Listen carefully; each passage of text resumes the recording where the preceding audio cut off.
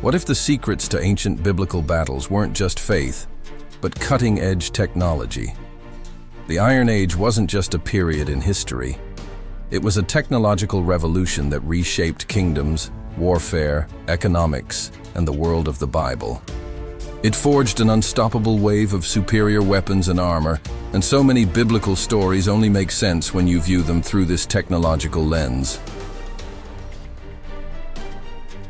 Today, we're diving deep into the rise of iron, the fall of bronze, and the way metallurgy rewrote ancient Near Eastern history, including the Bible's most dramatic battles. Let's begin long before iron dominated the ancient world, in the era of bronze. For over 1,000 years, bronze reigned supreme. It armed mighty armies, built incredible tools, and allowed civilizations like Egypt, Mesopotamia, and the Hittites to flourish. But bronze had a fatal flaw, one that nearly every ancient society suffered from. Bronze required two ingredients, copper and tin. Now, copper was relatively plentiful, but tin was incredibly rare. Only a handful of locations in the ancient world produced tin, and they were separated by hundreds, even thousands of miles.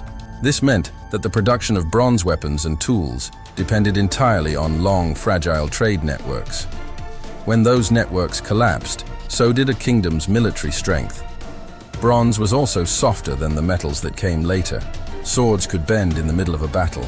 Spearheads could break on impact. Armor dented far too easily. For centuries, everyone was using the same basic materials, which meant military power mostly came down to numbers, strategy, and alliances. But the ancient world was about to change. The emergence of iron was a true metallurgical breakthrough. Iron ore was abundant, far more plentiful than tin or copper combined. But for centuries, early civilizations struggled to work with it. Iron melts at a much higher temperature than bronze, and it required advanced furnaces and entirely new smelting methods to get right. By around 1200 BC, the Hittites, the Egyptians, and other Near Eastern cultures began to unlock the secret. They discovered that iron, when smelted properly and hammered correctly, could be made stronger, sharper, and far more durable than bronze. This discovery came at the exact same time the late Bronze Age world was collapsing. Trade networks broke down, cities fell, empires crumbled, and suddenly, bronze became scarce, while iron was everywhere, just waiting to be used.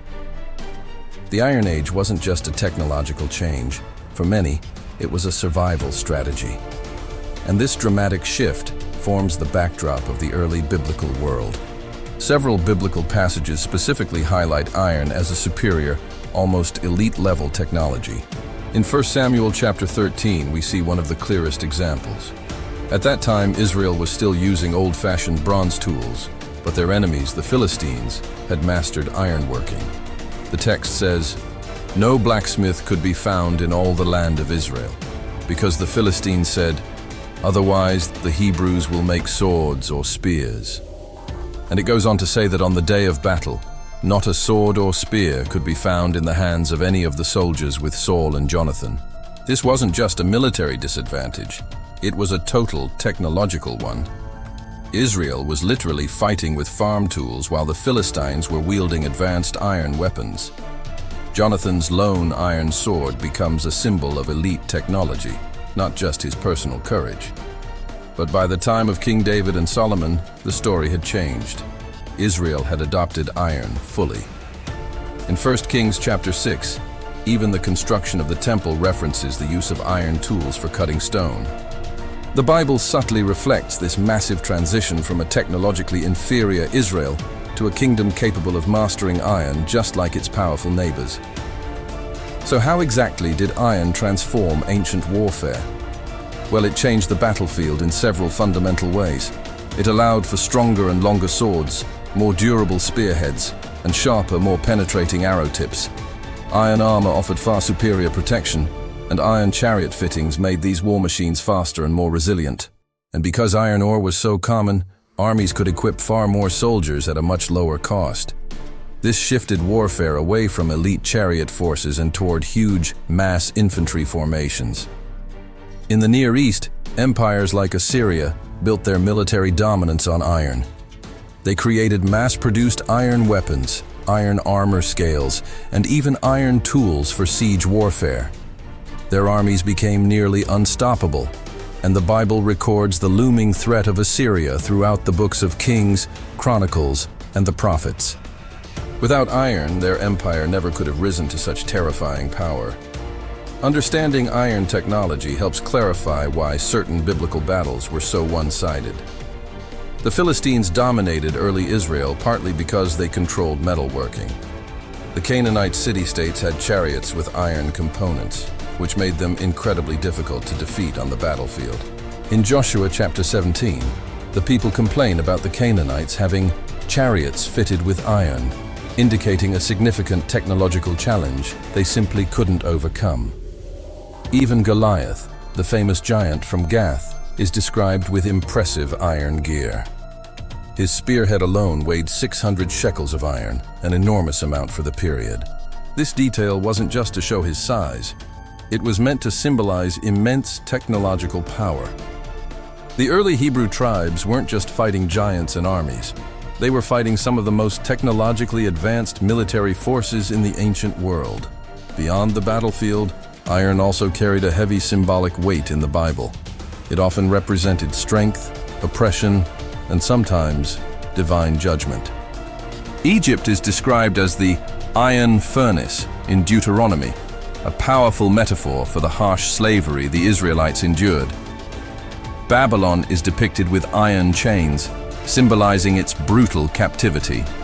And in Daniel's famous prophecy, the fourth great kingdom is symbolized by iron legs, representing its unmatched strength and military might. Iron wasn't just a material, it was a metaphor for dominance. What's incredible is that archaeology confirms this entire transition. Digs all across Israel and the Near East show a clear layer in the earth where bronze weapons start disappearing and iron weapons suddenly appear. Iron swords, arrowheads, tools, and agricultural equipment become more and more common right around the time of Israel's monarchy. Sites like Megiddo, Hazor, and Lachish have revealed iron blades and tools that directly match the historical period of Saul, David, and Solomon. This confirms that the biblical narrative is reflecting real historical shifts, not just later storytelling. The rise of iron reshaped society itself. It shifted power from elite chariot warriors to massive infantry armies. It allowed empires like Assyria to conquer vast territories. It completely changed agriculture, construction, trade, and economics. And in the Bible, it changed everything from the balance of military power to the metaphors used by prophets and kings. The Iron Age was not just a technological turning point. It was a spiritual, cultural, and archaeological turning point. One that shaped the very world in which the Bible was written. So what if those ancient biblical victories weren't only stories of faith, but also stories of crucial technological turning points? Understanding the Iron Age gives us a much richer, more detailed view of the Bible's world. A world where metallurgy shaped destinies, new weapons reshaped kingdoms, and faith met innovation head-on on the battlefield. If you enjoyed this deep dive into biblical technology, be sure to like and subscribe for more content like this. Thanks for watching.